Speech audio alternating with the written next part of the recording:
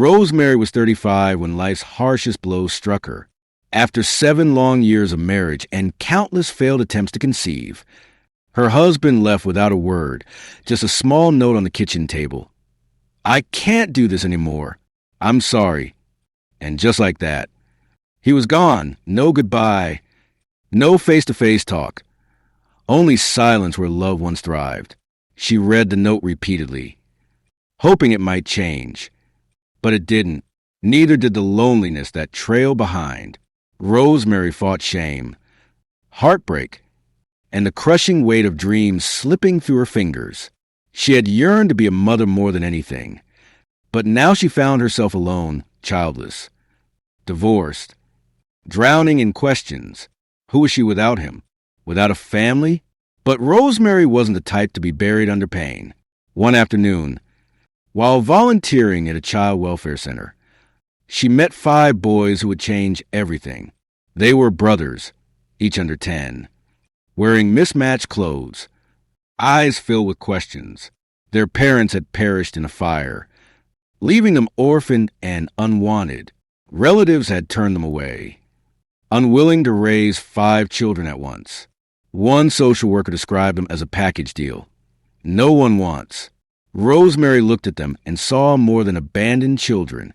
She recognized something familiar: pain, fear, and a silence that only comes after too many rejections. That night, sleep eluded her. Their faces haunted her mind. She remembered her own longing to be a mother, how that dream had been stolen from her. But now, here was a chance, not a perfect, pre-planned life, but a raw, genuine love knocking at her door. Her resources weren't much: modest income, a small house, and no partner to share the load. But her heart was full of love, screaming to be used. She made a decision. One by one, she brought them into her home. First, Henry, the eldest, shy but fiercely protective. Then Kenneth, the quiet thinker with eyes that seemed to observe everything. Next came the twins, Joshua and Joseph, inseparable troublemakers with smiles bright enough to light up even the darkest room. And finally, baby Divine, the youngest, barely 5, with cheeks so soft you couldn't resist pinching them. The early days were chaotic, school fees mounting, food sometimes scarce, sleepless nights becoming routine. There were tantrums, broken furniture, scraped knees, and countless trips to the clinic. Teenage years struck like storms. Attitudes flared. Voices rose. Doors slammed louder than thunder. Yet amid all the mess, something beautiful blossomed. There were moments when they danced barefoot in the rain, laughing wildly. They sang gospel songs together on Sundays, filling their tiny home as they ate jell-off rice and shared stories over steaming plates. Rosemary taught them how to tie ties, apologize, cook, and most importantly, how to love. She wasn't perfect. Some days she cried quietly in the bathroom, overwhelmed and unsure, but she never gave up. Every hug, every scolding, every bedtime story was given with the devotion only a true mother could offer. Gradually, the boys began to flourish.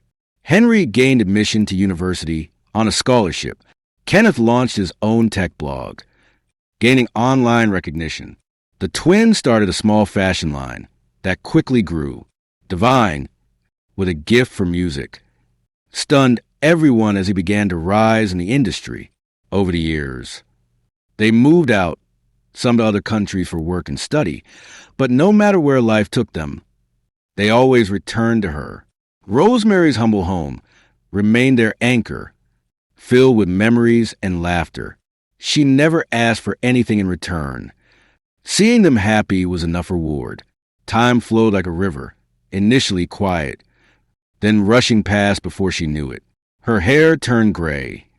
Her hands bore the marks of years spent cooking, cleaning, caring. Yet, her spirit remained resilient. She watched proudly as her boys grew into men, tall in stature and strong in character. Henry became a respected engineer known for his calm and steady leadership.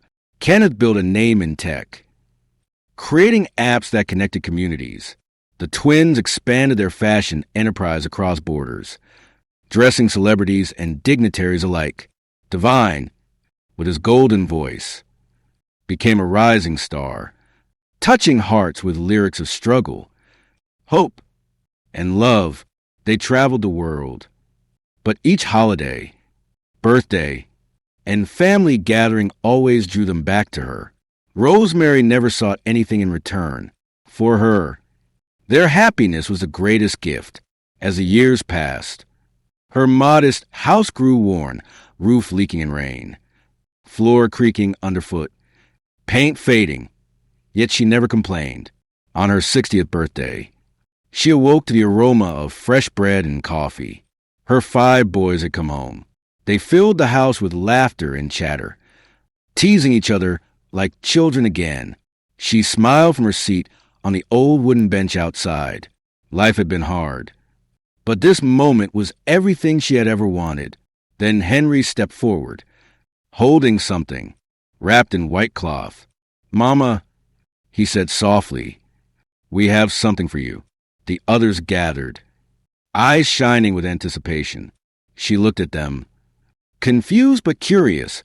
Gifts were rare, and she always told them not to waste money on her. Henry unwrapped the cloth, revealing a large silver key attached to a ribbon. Rosemary blinked. "What is this?" she asked, her voice barely above a whisper. Kenneth smiled. "It's yours now." Joshua and Joseph stepped aside, revealing a van parked just outside the gate.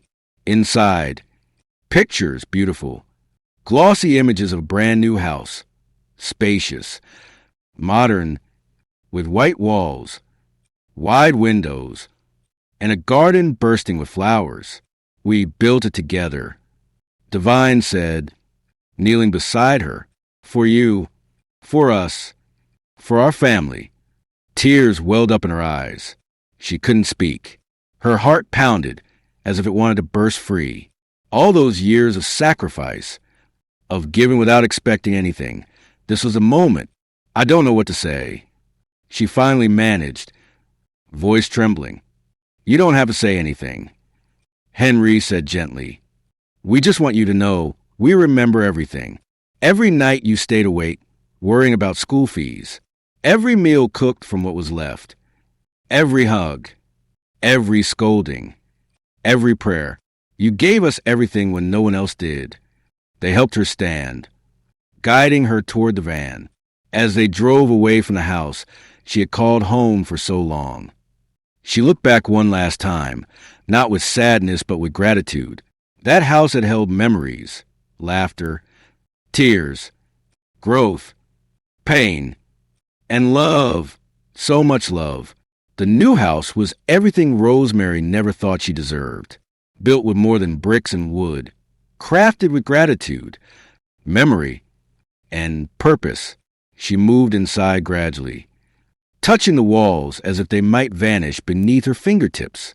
There was a large kitchen for cooking for everyone, a spacious living room to gather like before, and a garden filled with roses, her favorite. But the surprises didn't end there. Weeks later, Henry sat beside her on the porch as the sky turned orange. "Mama," he began, "we want to do something special." She looked at him, curious. "We want to give you something else, something that belongs to you." Kenneth appeared with a thick folder, handing it carefully to her. "What is this?" she asked. "A gift," Joseph added. "A promise." Joshua smiled. "From us to you." She opened the folder and froze. Inside, signed documents, an official trust fund set up in her name, funded by all 5 of them, enough to ensure she'd never worry again, covering medical care, travel, even a small business if she desired. "You did this for me?" she whispered. They all nodded. "We owe you everything," Henry said. "You gave us life when we had none. Now it's our turn to make sure you live well." Tears spilled down her cheeks, not tears of sadness or joy, but profound, unshakable fulfillment. Her life hadn't gone as she once dreamed: a husband, children, a family by blood. Instead, life had handed her pain, rejection, and silence. But then came 5 little boys who needed her more than anyone ever had. And through them, she found herself. Months after her 60th birthday, something else happened, unexpected, almost surreal. One by one, each of the boys decided to marry, but not in isolation. Instead, they made a decision that stunned everyone. They planned a grand wedding, 5 grooms, 5 brides, one epic day. A celebration not just of love, but of the woman who had shown them what love truly meant. The wedding became the talk of the region.